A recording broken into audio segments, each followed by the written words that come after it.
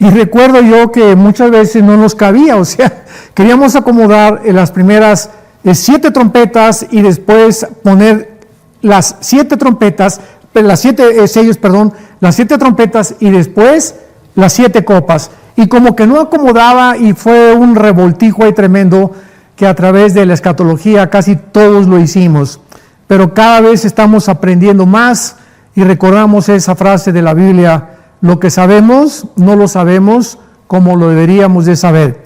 Y sobre todas las cosas, cuando nos acercamos al mundo de las profecías o de la escatología, mientras más cerca nos encontramos de la culminación de la historia y del plan de la salvación de Dios, más luz vamos a tener, más comprensión.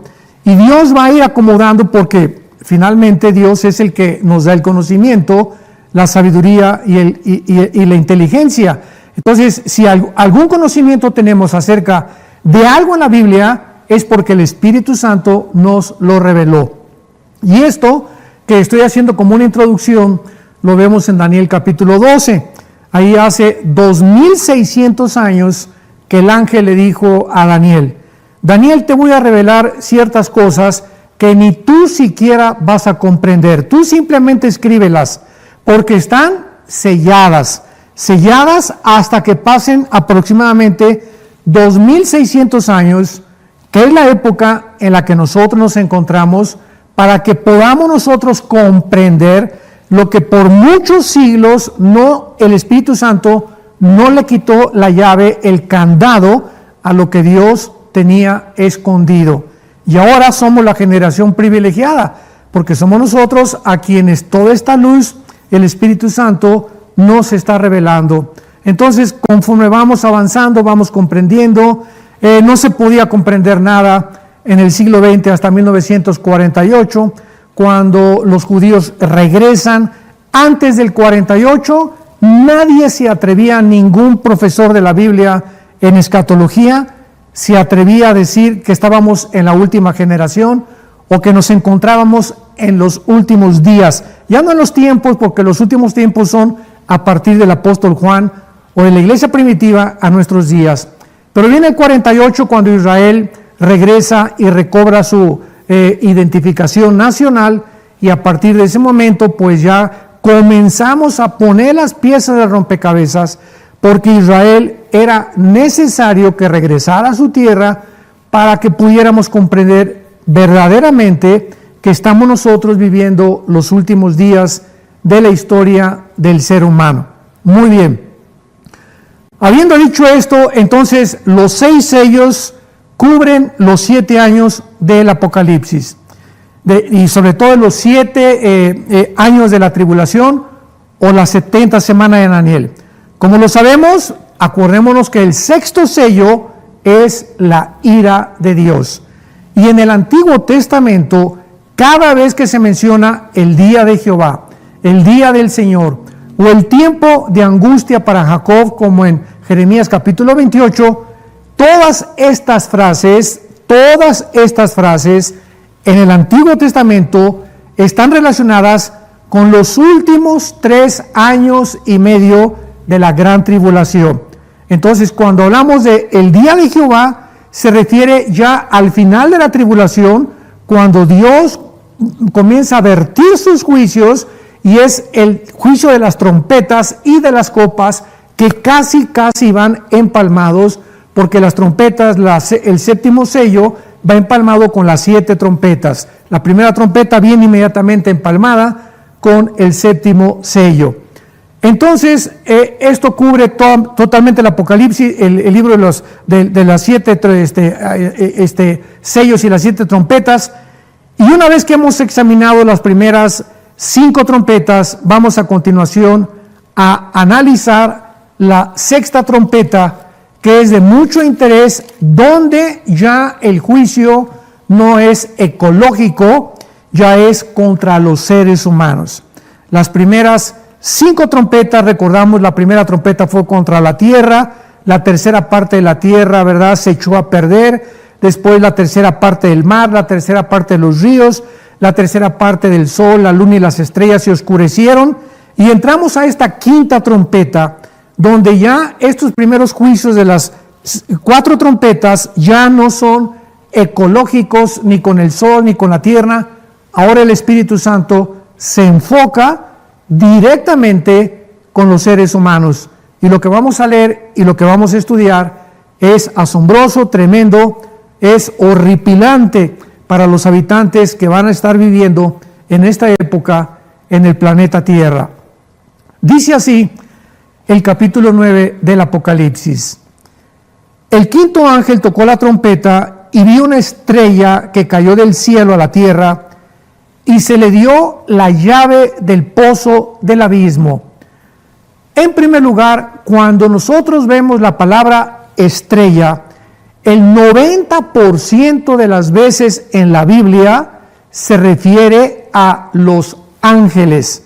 Y así lo tenemos en el libro de los jueces, lo tenemos en el libro de Daniel, lo tenemos casi en todo el Antiguo Testamento, en Job capítulo 38, cuando las estrellas, dice la Biblia, estaban alrededor de Dios, alabándolo por la creación, que se refiere a los ángeles. Entonces, aquí, pues desde luego, ¿verdad? No es literal, no es una estrella.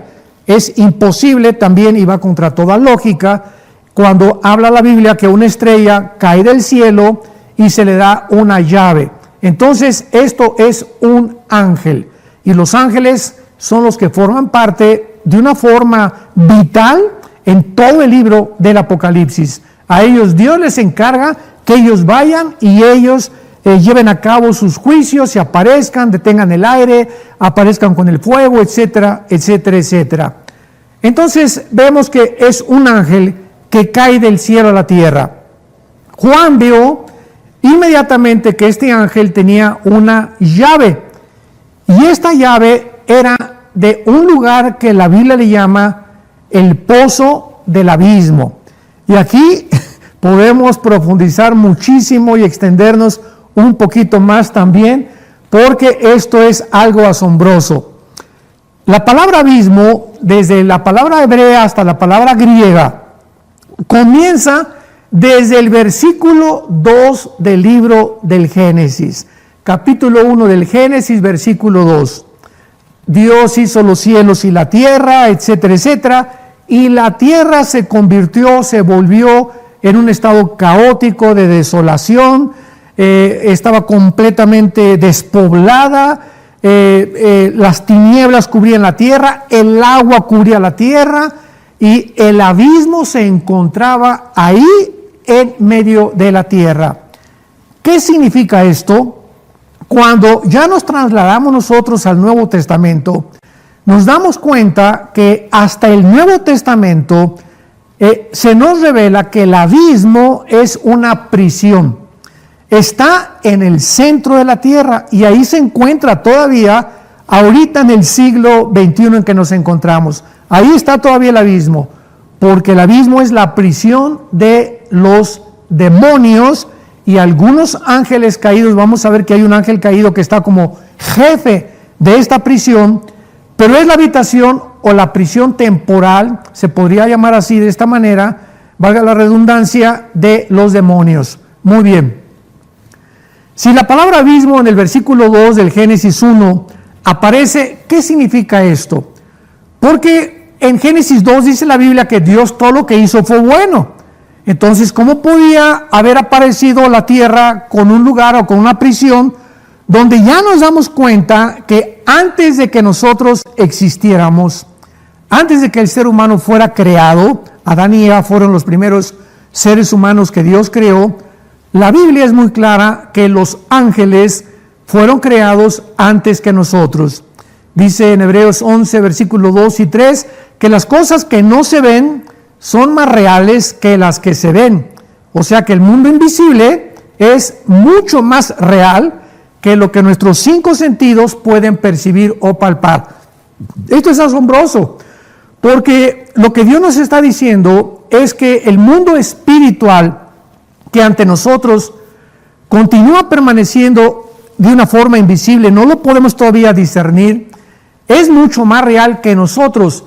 Y las criaturas que Él creó, como los ángeles, los caídos y los que permanecen con Dios, de los demonios, vamos a ver ahorita de dónde salían los demonios, etcétera, etcétera, Todas estas criaturas y todos estos seres divinos tienen acceso a nuestro mundo visible, físico, terrenal.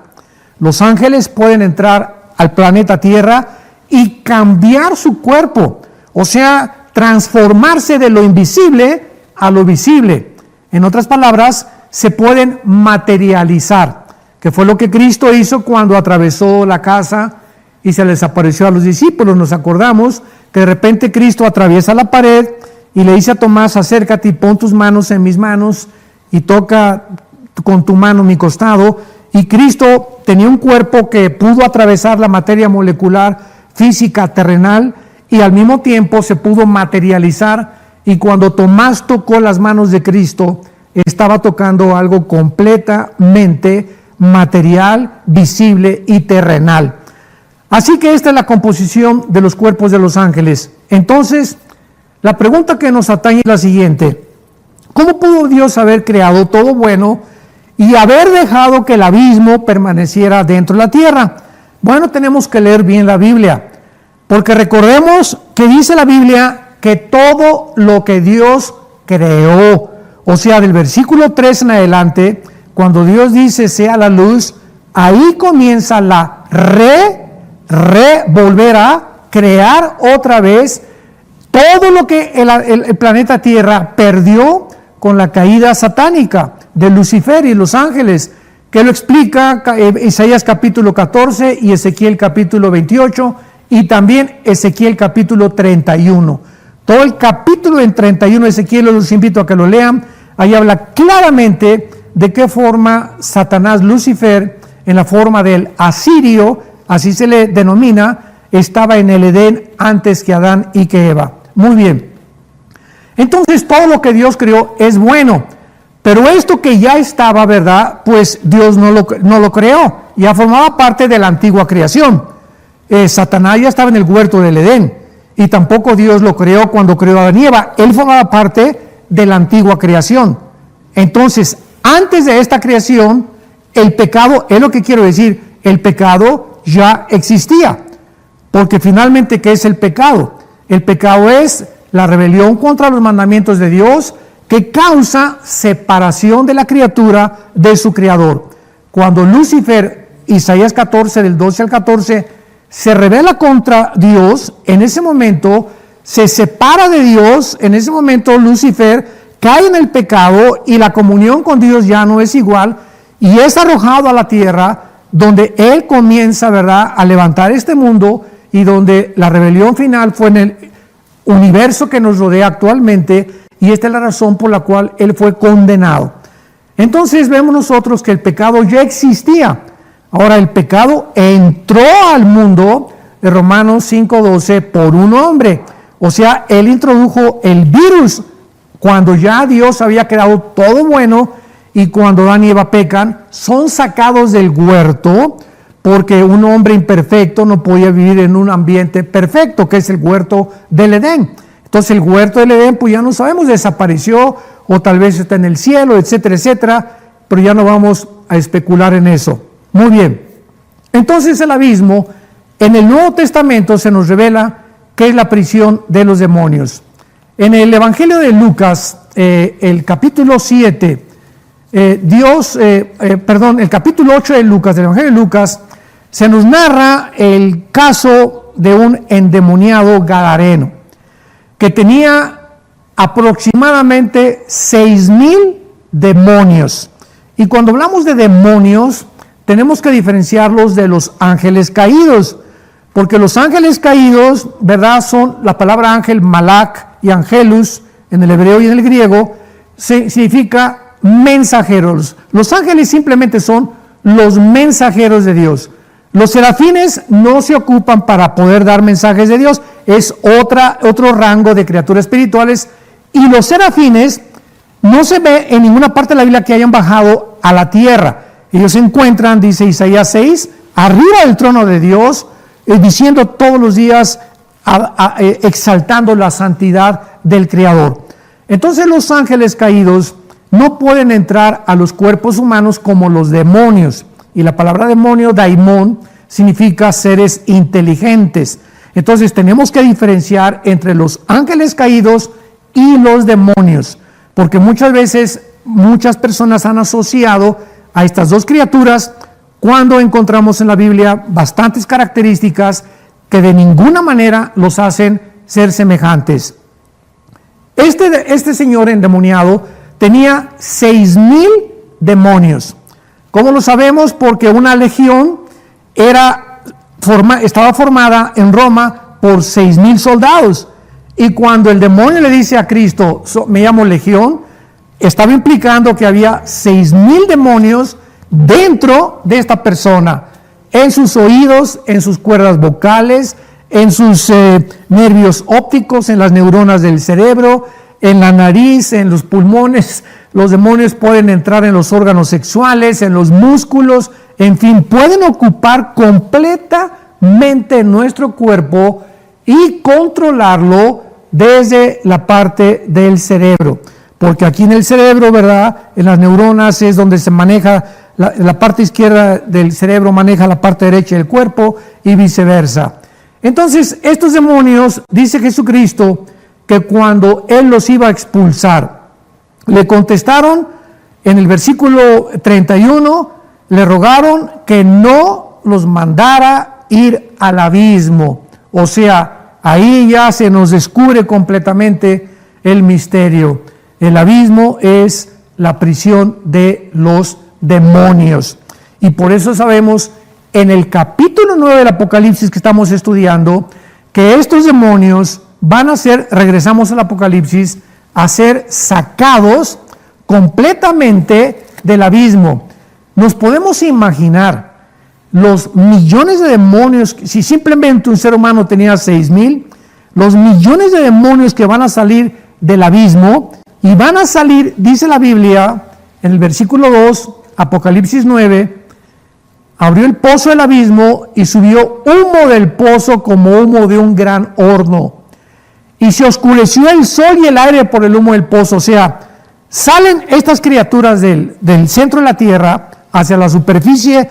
Tal vez van a salir por un volcán, porque parece que los volcanes son los que tienen su origen en el abismo o en el infierno. De ahí tal vez la lava y todo, las llamas que surgen, que es muy posible, ¿verdad? Yo siempre he creído que los volcanes son las puertas del infierno. En fin, ¿verdad? Van a salir hacia la superficie de la tierra y van a salir de una forma tan espantosa, ¿verdad? Que van a salir de color negro, es lo único que podemos saber, porque dice la Biblia que se va a oscurecer completamente toda la luz del sol y toda la luz de la luna. Y el versículo 3 se nos dice o se nos revela que del humo salieron langostas sobre la tierra y se les dio poder. Notemos que continuamente en el Apocalipsis encontramos la soberanía de Dios. Y se les dio, o sea, no están actuando independientemente, nadie en el universo. Cuando llegamos al capítulo 13 del Apocalipsis, vemos que al anticristo se le dio poder para actuar 3 años y medio. Al falso profeta se le dio poder y se le dio, y vemos el control detrás del universo, controlado por un Dios soberano, que Él está al control de todas las cosas. Y ahí es donde nosotros encontramos la paz, de saber que nada nos puede afectar, que todas las cosas, por más horribles que parezcan a nuestro alrededor, contribuyen para nuestro bien.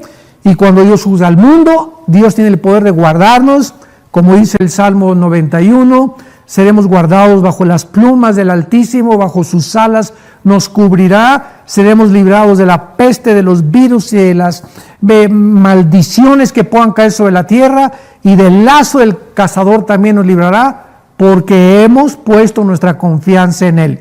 Acordémonos que dice Pedro en su segunda carta, que somos guardados por el poder de Dios mediante la fe. Cuando un cristiano deja de creer, cuando un cristiano es presa del temor, del miedo, y comienza a alejarse del contacto con la Biblia y de Dios, Dios ya no tiene, pierdes la energía divina del Espíritu Santo que nos capacita para poder enfrentar lo que nos está rodeando.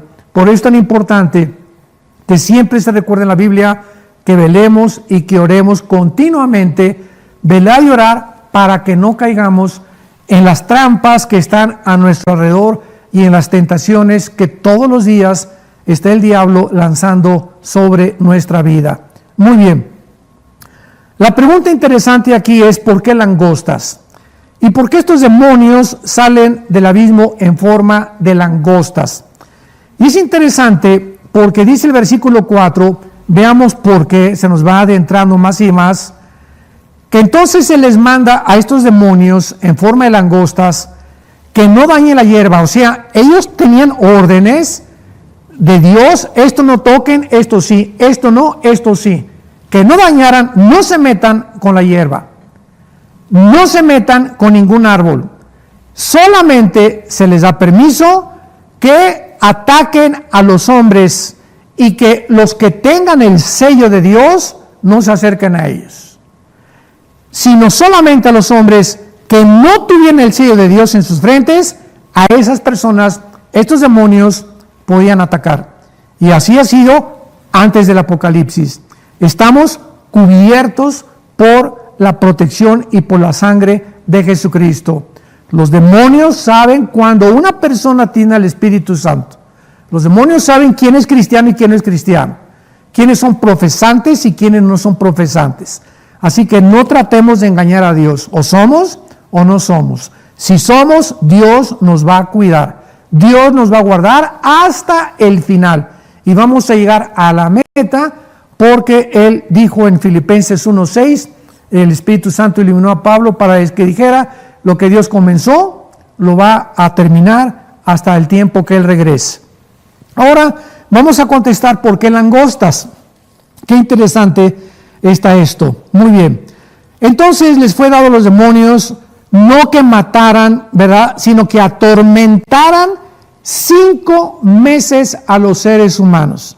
Imaginémonos esto. Es la primera vez en el Apocalipsis donde se menciona un tiempo cronológico, donde estas criaturas tienen el poder de actuar atormentando a los seres humanos que no están sellados por Dios. En este caso está hablando de los 144,000 judíos que fueron sellados en el capítulo 7, ya lo vimos también, sino que los atormentaran, y el tormento es como un tormento de alacrán o de escorpión cuando hiere al hombre.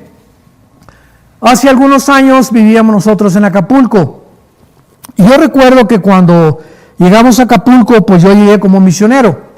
Estaba yo con la Iglesia Presbiteriana de México, me mandaron para que pudiera hacer una investigación, y después me fui a la sierra, 3 años con los indígenas entre la sierra de Oaxaca y de Guerrero, y no se imaginan el alacranero que todos los días estábamos enfrentando. Vivíamos en un mungalito, pues casi no teníamos de comer, comíamos lo que cortábamos. Y abría yo el cajón de cualquier parte y salían alacranes. Abría la llave del agua y salían alacranes. Y estábamos durmiendo en el suelo, en petates, en pisos de adobe. Entonces, ¿cómo era posible, verdad, que estos alacranes no nos picaran? Jamás nos picaron los alacranes. Esto es algo que quiero comentarles a ustedes. Ahora bien, ¿qué aprendí de los alacranes? Bueno, los indígenas nos enseñaron que los alacranes tienen aquí en la pancita unos pelitos. Y los indígenas y mucha gente del campo, cuando va corriendo el alacrán, lo agarran, el alacrán tiene así el aguijón, y entonces en lugar de agarrarlo así, lo agarran de lado así. Lo puedes agarrar así y no te puede picar. Y le quitan los pelitos, y es en los pelitos donde se encuentra el poder para que bajen la cola. O sea, los alacranes que teníamos alrededor, los indígenas nos lo habían soltado para probarnos a los misioneros, pero eran alacranes que ellos ya les habían quitado los pelitos y solamente, ¿verdad?, pues se divertían asustándonos, pero por eso no nos picaron. Yo creí que era un milagro de Dios, ¿no? Pero fue algo maravilloso poder descubrir este secreto. Pero además me enseñaron también que cuál es el efecto cuando te pica un alacrán. Muy bien. Cuando un alacrán te pica, hay los güeros y los negros. Y los más peligrosos son los güeros, los chiquitos, no los grandotes, ni los escorpiones que son más grandes, que casi en México. En Durango, al norte de México, en Durango hay bastantes alacranes grandísimos y allá hay escorpiones. Los alacranes, cuando te pican, el primer síntoma es que te comienza como a dar un cosquilleo en la mano izquierda, así como un hormigueo, y se te comienza a cerrar la garganta. Esto es interesante porque se parece al coronavirus, ¿verdad? Entonces, se te comienza a cerrar la garganta y te ves impedido a respirar. Y hay muchos remedios para el alacrán. Es muy raro que pueda un alacrán, a menos que sea de Durango o alguna época o de algún tipo más del desierto, más venenoso, que pueda realmente matar a un ser humano. Porque otra cosa que me dijeron, cuando comienza a acercarte, a cerrarte la garganta, a un misionero que iba con nosotros, presbiteriano, de la iglesia presbiteriana, le picó el alacrán, ya viejito, que fue mi tutor durante 3 años, y me acuerdo que le entró el pánico, y nos dijeron los indígenas, si tú te asustas, los indígenas sin saber ni conocer la mente humana, una persona que se asusta, actúa el sistema nervioso para que el veneno se acelere y te mate más rápido. Entonces, el secreto era, tranquilo, me picó el alacrán, ¿verdad? No me va a pasar nada. Si mantienes esta actitud de serenidad, no puede efectuarse el veneno del alacrán.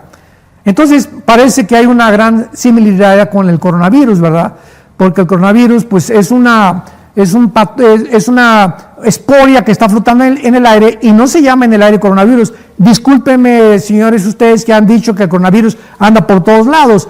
En el aire es una espora con un RNA que significa que tiene una composición molecular para que pueda tener, como el ADN, un código genético. Pero no se convierte en coronavirus hasta que entra esa espora que no tiene vida, entra a la nariz o entra a la boca y entonces comienza a reproducirse en las células y ahí es cuando comienza la invasión. Ahora bien, para no salirme muy rápido del tema, pero esto es importante, cuando una persona te dicen dio positivo con el COVID-19, no significa que estás enfermo, significa que estás contagiado. Y hay una gran diferencia entre tener contagio y estar enfermo. Te enfermas hasta que te bajan los pulmones y comienza el problema ya a increparse por falta de asistencia a Teno. Pero cuando te dan como positivo, tómate un Tylenol, ibuprofeno, antigripales, estate tranquilo, enciérrate ahí 2-3 días en tu casa y no pasa mayores. Pero cuando entra el temor y entra el miedo, se acelera de una forma misteriosa la reproducción de este virus y mata mucho más rápidamente a las personas. Pero no vamos a seguir ya con el coronavirus porque no se trata de eso ahorita, pero fue una cosa interesante porque los seres humanos en la quinta trompeta van a ser atormentados y van a sentir que se ahogan, van a sentir que se están asfixiando, pero no se van a asfixiar. Qué horrible va a ser eso, qué tremendo va a ser eso. Me ahogo, no, pero no se van a ahogar. O sea, esa sensación de que te estás ahogando es horrible, porque muchas veces la hemos experimentado con otras enfermedades. Y la clave en el versículo 5 de por qué son langostas, dice entonces que les fue dado que las mataran. Y es interesante porque dice en el versículo 5 que les fue dado que los atormentaran 5 meses. Y cuando examinamos las vidas de las langostas, descubrimos que duran 5 meses. Pero algo que es tremendo es que las langostas no tienen capitán, no tienen como las hormigas. Dice el libro de Proverbios, hablándole a los holgazanes y a los flojos que no quieren trabajar, mira la hormiguita, tú flojo que no junta ni amontona y en el verano amontona su comida y nadie les da órdenes, o sea, las hormiguitas, ¿quién puso en ese cerebro minúsculo las órdenes de por qué iban a ir por un granito de piedrita, dónde lo iban a poner? Cada una sabe dónde poner el de esa, y nadie les dijo cómo los pusieran. No tienen capitán, dice Salomón de las hormigas. Esto a mí me asombró cuando yo lo leí, porque dije, esto es solamente obra de Dios. Traen un chip, todas las hormiguitas traen un chip en su código genético, donde ya traen instrucciones como si fueran robotitas, para saber exactamente qué van a hacer. no necesitan capitán. Y así Dios las diseñó para que aprendiéramos. Que no necesitamos que nos digan, haz esto, haz aquello, o pórtate bien. Tiene que nacer de nosotros el poder hacer las cosas para que Dios lo pueda ver, que nos nace hacer la obra de Dios sin que nadie nos tenga que estar diciendo, haz esto o haz aquello. En fin. Entonces las langostas van a durar 5 meses, que va a ser el tiempo del tormento de los hombres. Y había otra pregunta muy importante. Sí, la pregunta es, ¿qué clase de seres son los descritos en esta trompeta? Correcto, muy buena pregunta también. ¿Qué clases de seres? Vamos a ver ahora qué forma adquieren estos demonios, y esto nos va a dar otra revelación tremenda con la tecnología del mundo moderno, porque dice en el versículo 6 que los hombres van a buscar morir y no van a poder, la muerte huirá de ellos. Y el versículo 7 de Apocalipsis 9 nos dice el aspecto de las langostas. Pongamos atención. Eran semejantes a caballos preparados para la guerra. O sea, que traían una fuerza impresionante como un caballo. Dice en el libro de Job, cuando Dios le revela a Job las características de los corceles, que el caballo no tiene miedo. O sea, el caballo tiene un jinete arriba y se enfrenta, acuérdense, ejército contra ejército, como antiguamente peleaban, y los caballos no comienzan a frenarse, no se enfrentan y chocan unos con otros, porque así los diseñó Dios. Son animales diseñados especialmente para la guerra.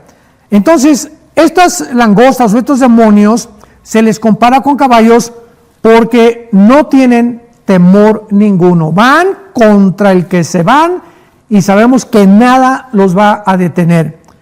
En segundo lugar, dice que en las cabezas tenían como coronas de oro. Esto nos habla que estas coronas, la corona implica gobierno o dominio o control.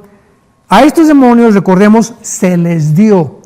Les voy a dar un poder venido delegado por Dios y ustedes van a hacer esto que yo les mandé porque es una autoridad que yo les he conferido, dijo Dios. Entonces, estos demonios se retratan con coronas de oro, simbolizando el poder o la autoridad divina que se les permitió llevar a cabo. Número 3, y aquí entramos ya en materia, las caras como caras humanas. Número 1, apúntalo.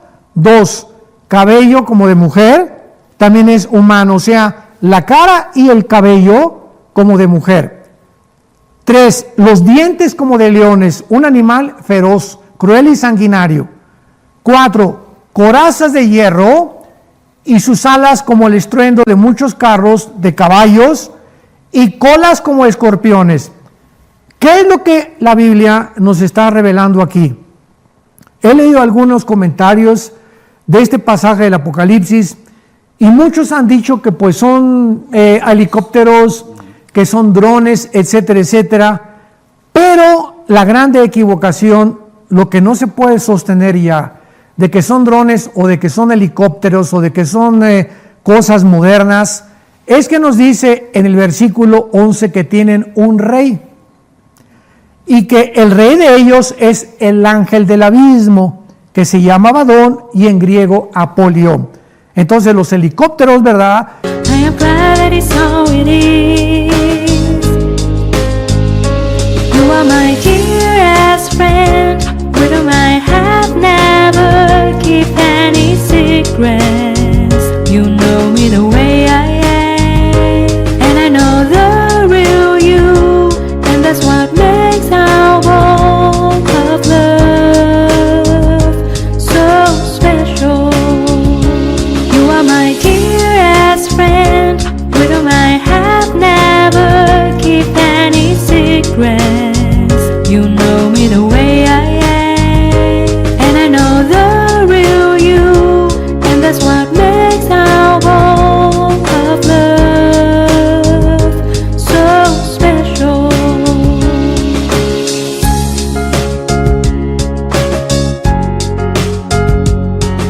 Y los drones, etcétera, etcétera, no están gobernados desde el centro de la tierra, del abismo, por el ángel llamado Apolión. Entonces, estas criaturas son literales, son mezcla híbrida, humano, animal e insectos o reptiles. Y es lo que desde 1943 del siglo pasado, los nazis, el licenciado Martín, los nazis quisieron comenzar a experimentar la experimentación genética con el famoso Mengele, ¿verdad? Que fue el doctor que después se agarraron en Brasil y que abrió a las mujeres embarazadas para...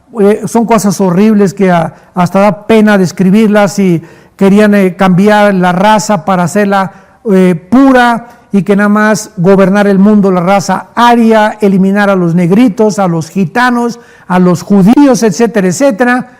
Y hasta 1954, cuando ya se descubre el ADN por los doctores Crick y Watson, con el hélice del ADN, ya ahora el genoma humano ha comenzado a ser manipulado en laboratorios clandestinos. Y ya podemos darnos cuenta y descubrir que ya se están llevando mezclas entre seres humanos, ADN de seres humanos, con ADN de arañas, seres humanos con animales, con insectos, en la experimentación de crear y poder llevar a adjudicarle al ser humano lo que muchos animales tienen, como el murciélago, que tiene un radar impresionante, que lo pudiéramos tener nosotros, o como la tela que la araña puede fabricar, que pudiéramos nosotros convertirnos en hombres araña, y tonterías de esas. Pero esto es precisamente a donde el mundo ha llegado, y es donde la Biblia hace 2000 años se adelantó. Pues nunca mejor dicho, un panorama apocalíptico. Completamente. Entonces, para despedirnos de nuestro auditorio, porque sin lugar a dudas nos estamos acercando a este tiempo, ¿qué recomendaría, doctor Alducin? Dice en 1 Pedro 4:7, el fin de todas las cosas se acerca. Velad y orad, seamos sobrios y vivamos hoy más que nunca, acerquémonos a la Biblia. Porque la Biblia es nuestro contacto, dijo Jesús, mis palabras son espíritu y son vida. La Biblia no es un libro común y corriente, la Biblia tiene poder espiritual, que si tú te acercas con el espíritu adecuado, ¿verdad? Con una conciencia limpia, para tener comunión con el Espíritu Santo, que es el que la hizo, estas palabras se convierten en espíritu y en vida en tu vida, nos transforman, nos guían, nos dan paz, nos dan fuerza, dirección, sabiduría, inteligencia, etcétera, etcétera,